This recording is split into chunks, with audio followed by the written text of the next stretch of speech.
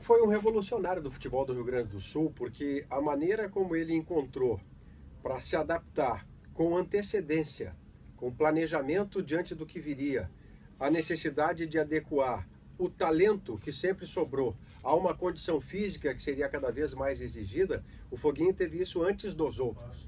E o método que ele encontrou, quando tudo era muito rudimentar, quando sala de musculação era uma expressão que não se utilizava cotidianamente no futebol profissional, ele inventou de os caras subirem e descerem escadas, que foi o jeito dele de condicionar o seu time. Então, há um talento que ele sempre respeitou, porque o time que ele treinou do Grêmio era multitalentoso, mas sobre aquele talento, para dar força ao seu time contra o outro que tivesse menos talento e mais capacidade de marcá-lo, ele tentou equilibrar a força física com o talento que ele já tinha à disposição. E isso foi revolucionário da parte do Foguinho. E com isso o time dele funcionou e impressionou. O conceito do que seja equilíbrio, do que seja conjunto, do que seja futebol total, do que seja futebol essencial, cada um vai ter o seu. Há quem entenda que você primeiro precisa defender para depois organizar o ataque. Se eu tiver mais qualidade na frente do que atrás, eu posso priorizar o ataque, porque eu vou ganhar de 5-4. Só que antes, no futebol brasileiro, por muito tempo, cogitava-se e acreditava-se que bastava o talento por si só. À medida que o Brasil foi enfrentando outros adversários que não tinham o mesmo talento, os outros descobriram que para enfrentar tanto talento desorganizado, porque a organização não era necessária, bastava o talento, o que fizeram esses outros times? Passaram a se preocupar em neutralizar o talento. E com a organização, como sempre na vida e no futebol é muito mais fácil destruir do que construir, eles começaram a ter vantagem sobre talentosos que não tinham condição física, explosão, velocidade, resistência. O que Foguinho fez foi perceber isso e equilibrar, de novo esse verbo que é tão, às vezes tão profanado, né? O cara fez equilíbrio por qualquer coisa.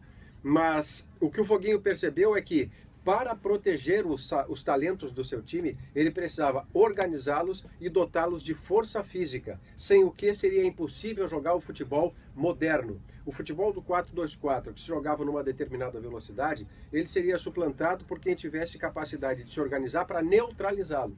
Então o Foguinho pegou os talentos que tinha, botou força física. No que botou força física, o time continuou funcionando, é só ver o que foi a década de 60 do time do Grêmio. E isso colocado em nível universal, lá em 74, para um time que até não foi campeão, foi vice, a Holanda jogou um futebol total, onde a sua prioridade era marcar alto. Hoje chama assim, antigamente era marcar pressão.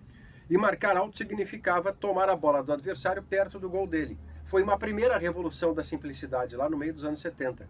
E quem mais recentemente fez a mesma revolução da simplicidade, da obviedade bem praticada, foi Pep Guardiola, que é o melhor de todos eles, já há algum tempo no futebol mundial. Olha, depende de como a gente vai conceituá-la. Por exemplo, se o futebol gaúcho, se a escola de futebol gaúcho é arrancar leiva de grama, dar pontapé, não saber jogar e ganhar sangrando, não me serve. E eu nasci em Porto Alegre, sou gaúcho como os gaúchos. Nasci no Hospital Ernesto Dornelles, aqui na capital. Isto como escola gaúcha não me serve, porque isso não ganha de ninguém. E se ganhar, vai ganhar excepcionalmente, não vai ganhar rotineiramente.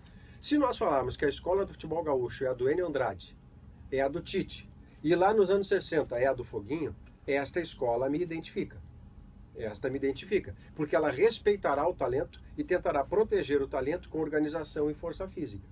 Agora, se você quiser que eu, particularmente, resuma o meu jeito, eu ainda prefiro, ainda me encanta mais o futebol para eu parar e ficar vendo, aquele que se preocupa primeiramente com o talento e com o gol. E se ele tiver que ganhar de 5-4, ele vai ganhar de 5-4. Este me encanta mais.